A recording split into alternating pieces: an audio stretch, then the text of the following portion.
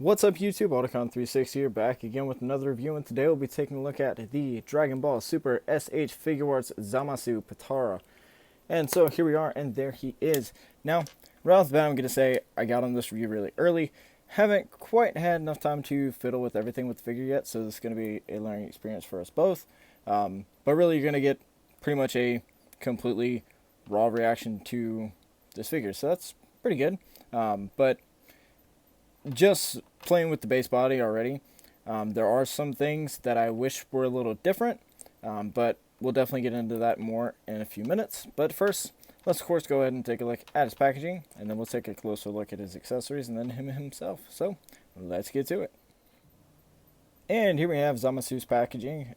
Really nice product shot here. Tamashii Nations, or well, Toei, Funimation, Warning, Dragon Ball Super, Tamashii Nations, Bandai, your Tamashii quality stamp of approval, Zamasu, Potara, some more images up here, more images on the side, Zamasu, Potara, more product shots on the back, choking hazard, blue fin sticker, top, not much, bottom, Zamasu sign, Zamasu, Potara. And let's crack this open.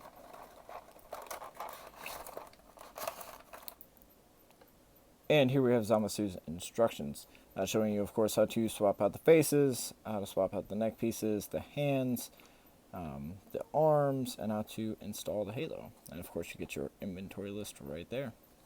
And here we have Zamasu's halo. Now, I'm not sure if this is translucent plastic that is painted or if it is semi-translucent plastic in general with just a really sparkly shine to the plastic.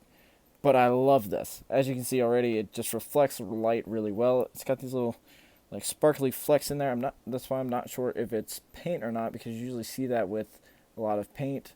But you also do see it a lot in some molded pieces as well, especially with Transformers and stuff. So I'm not sure exactly how this is, but it is definitely semi-translucent. You can see my finger down there. It reflects light really well. And it just looks amazing. Just the slightest bit of tilt to it, and it's bouncing that light everywhere. It just looks wicked. So let's go back down to ground level, and we'll take a look at the rest of his accessories. So other accessories we get with this guy is 4 interchangeable faces, 2 neck pieces, 2 sets of interchangeable hands, 2 extra right hands, and an extra left hand. We get the mount for his halo, and a extra right arm. So let's take a look at those faces first. Here we have face A, just a little smirk on it. Looks really good, nice metallic green on the earrings. Here we have face B, which is a nice angry face. Here we have face C, which is Two-Face face 1, but again with a really nice smirk on it. Looks really good. Nice gloopy purple there. With some blue in the ear. It looks really nice. And then here we have face D, or Two-Face face 2. Nice screaming angry face. Again, nice metallic green on those ears, some blue in there as well. Looks really good. And then we get 2 interchangeable neck pieces. Here's the first one that comes on him in the box, just green. And then we have the second one, which is also purple, so that there's a seamless look between the 2 versions. Nice gloopy purple. And then in terms of hands, we do get 2 fists, which I believe these are reused from Goku Black. Not 100% on that. But yeah, 2 fists, and the infinity symbol on his time ring is molded in, which is awesome. Then we have 2 karate chop / sword hands, which again, I do believe these were reused from Goku Black. And again, that infinity symbol on the ring is molded. And then we get 2 extra right hands, which again, infinity symbols molded. There's a black speck on this one. I don't know what that is. Get off, please. Thank you. Like I said, I do believe both these are reused from Goku Black. This one definitely, because that's for Goku's signature stance. Then we have an extra left hand for Zamasu stance, which is pretty cool. I'm not sure if this is unique to it or not. I don't have Goku Black, so I really am not 100% on that. And then here we have the mount for the halo. We'll definitely take a closer look at this in just a few minutes. So stick around. And then finally here we have the gloopy giant right arm, which is awesome looking. It's nice and shiny looking as it should. But the infinity symbol on the ring is molded in nicely. Definitely looks better than it did on the hands, of course. And now let's go ahead and show you how to put the hands on the figure. And yeah, so 1 second. And of course, swapping out the hands, if you are an S.H.Figuarts collector, is nothing new to you. It's just a simple ball joint, like so.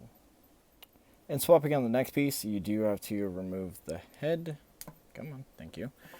And there is a recess in the back of the neck piece, right there. Right there. And that goes over a tab that is right there. It's a little difficult to see. Come on, focus for me. There we go. And you just slide this right over the neck, and it clips right in. And it does actually make a good click noise. I don't know if you heard that or not, but it definitely does click. And then we'll go over how to remove this when we switch into Muckman mode.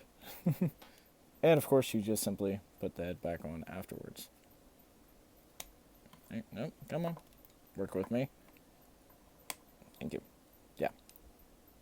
There's that.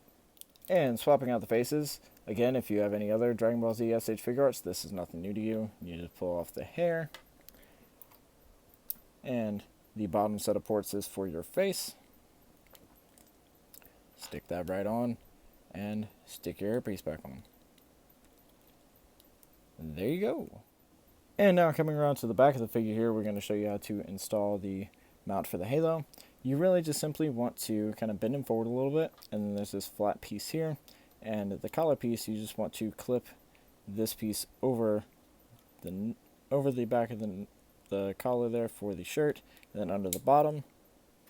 I don't know if you heard that or not, but it did make a really nice click. And there you go. And then you just bring in your Act 4 or Act 5 stand, and you just put it right into the bottom, like so. And then you bring in your halo, and it just ports right there.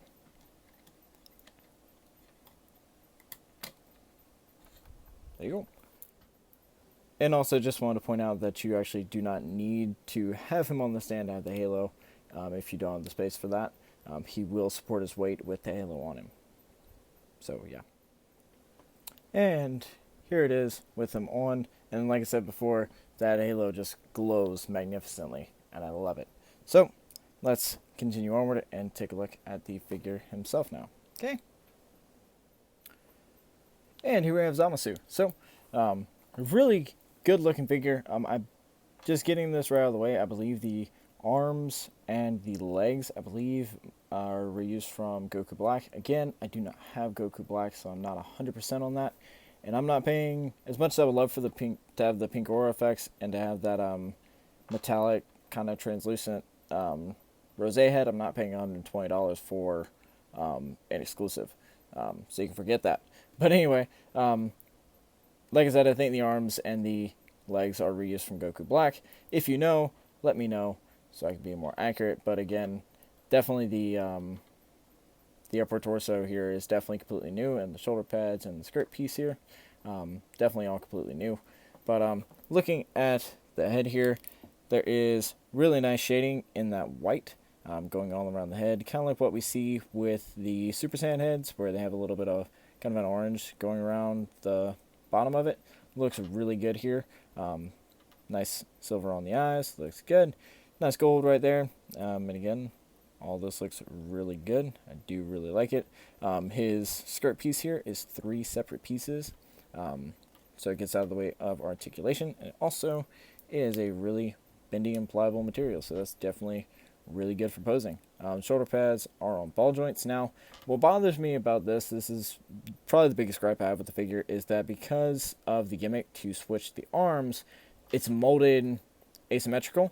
As you can see here, there's that gap there. I have both butterfly joints all the way back. There's a larger gap over here than there is on the left of the figure. Not your left, but his left. And you can actually see right here, this doesn't come out as far as that. and that's because it's molded asymmetrically so that this arm has room for the big arm to move, which is fine, but I wish they were still molded symmetrical so that it's much easier to make sure that these shoulder pads are level, because that really bugged me about it, was how difficult it was for me to get them level, and then I noticed that they were asymmetrical. And it also does cause a gap down here as well, because you don't have this little piece here coming out. It causes a gap over there. And I did plan on displaying this guy like this, but with the halo on a stand. So kind of like how you just saw. But so it does kind of disappoint me that it's molded asymmetrically like that, but I do understand why. So yeah, it does look really good. And going over articulation on this guy, his head, of course, is on a ball joint. Now on mine, his neck hinge is really stiff. Give me his face. His neck hinge is really stiff. I have to take off the face to get the right amount of force to be able to bend it and make sure that I'm bending that and not the ball joint. Normally when I'm posing my Figuarts and I move that neck hinge, I do like to take off the face so I can see where the hinge is oriented, but actually if you look, like this, the ball joint on the head is making this really difficult. This is probably the most frustrating neck setup that I've had on a Figuart, even though it's identical to every other one, but I think it's got something to do with the fact that you can take off the neck. I think there's too much friction here, and that's what's causing the hiccup here. But you can definitely get him looking up really good. See if the face will stay on for that. So I can get him looking up really far. It does push the face a little bit. Nope. Actually, yeah, really far. He kind of looks like Vegeta there. But yeah, and then of course you have another ball joint at the base of the neck as well. Your shoulders are on a ball joint also. So you do get a nice bit of roll in there. They are also on a butterfly joint, and your shoulder pad is also on a ball joint. It doesn't get out of the way. I can't talk today. It doesn't get out of the way very well, but it'll get out of the way enough. You can bring the arms out that far before the shoulder pad gets in the way. And of course, they will do a full 360 because of that ball joint. You do have a dedicated bicep swivel, double jointed elbows, your usual Figuarts wrist with the hinge on a ball joint so that you can change the axis of the pivot of your wrist. Your abdomen is on a ball joint, so you will get that far forward, that far back. Your waist is also on a ball joint, but due to all of the goods here, it is a little difficult to move. You really just get rotation out of that waist. And I feel like I forget this point of articulation every time I go over Figuarts figure, but they do have a thigh swivel. Every single one I've reviewed has a thigh swivel. I just don't remember if I say that or not. The skirt doesn't hinder the forward on either leg, but of course that is going to look a bit gappy. So we will kick forward that far. We'll kick back, not quite as far. Do have a double, well, let's do this on the open side because it makes life easier.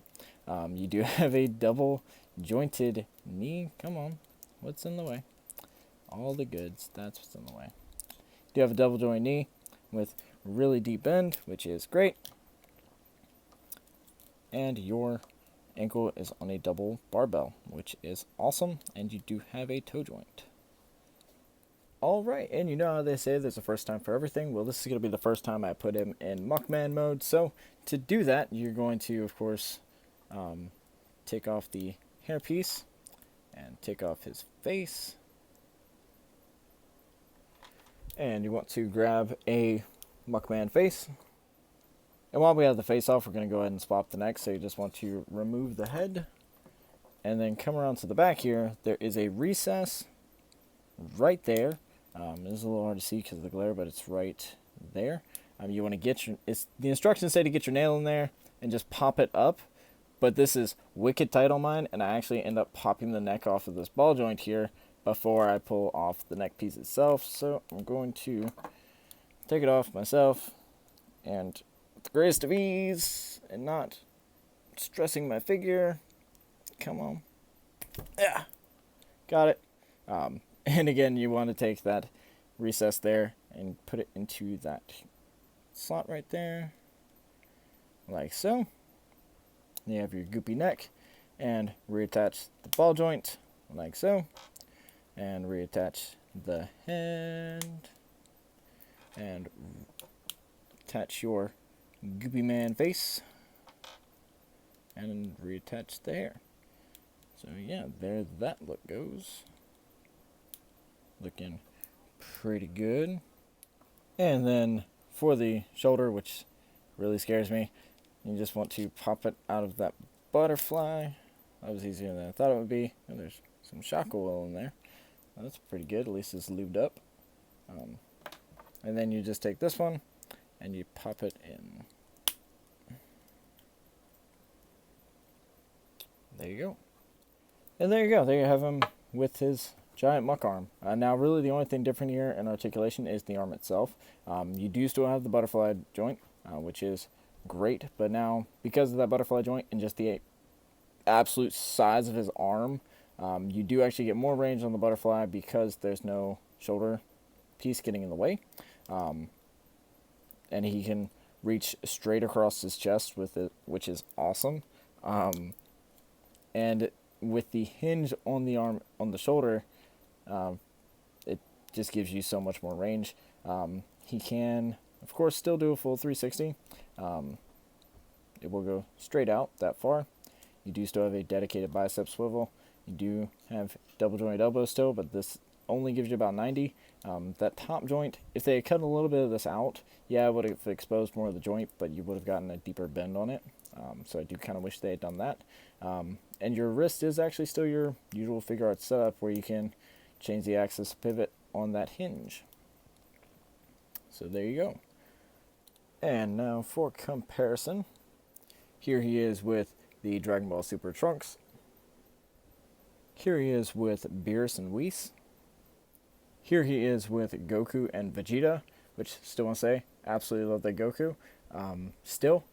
And I do have a special Goku review coming next week, so stay tuned for that.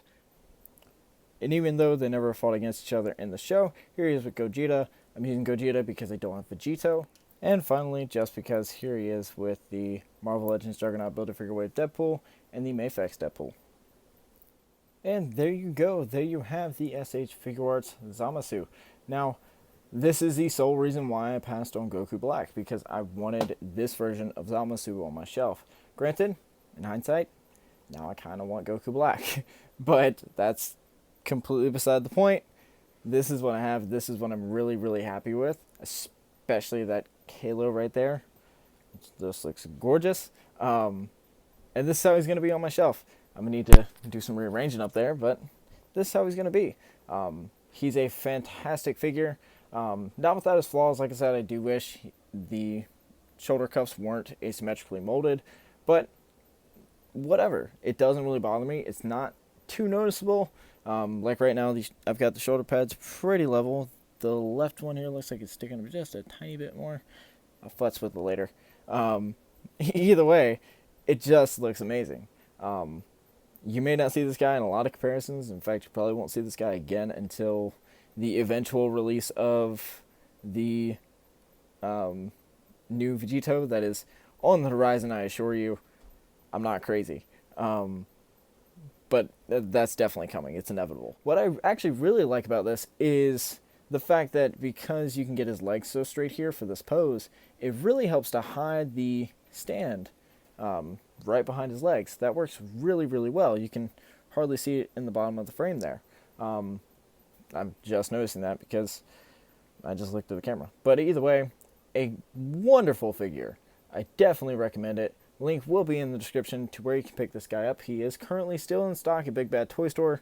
He did go out of stock at Big Bad a lot, and then he came back. I picked him up on one of the later pre-orders because, of course, when they went up originally, sold out immediately. Had to wait a few months. Got one, and I have this guy now. I'm very happy. So definitely click that link in the description. Get yourself a Zamasu of your own. But yeah, really great figure. Love it a lot. So stay tuned for next week. Got a special review coming. And it's coming straight out of the land of the rising sun from a really good friend of mine. And I'm very happy to have that figure. It's on the way. It will be here later this week. So, as always, I am AUTOCON360. Please subscribe, like me on Facebook, follow me on Twitter, and follow me on Instagram. All that will be linked in the description below. That's right, I found the link from my Facebook. I'm very happy. I will be posting the same pictures that I post on my Instagram, on my Facebook, and my Twitter from this point forward. I started with that last week with Goku, and that will be continuing going forward. This is the Dragon Ball Super S.H.Figuarts Zamasu Potara, and as always, I'm AUTOCON360, and I'm saying, laters.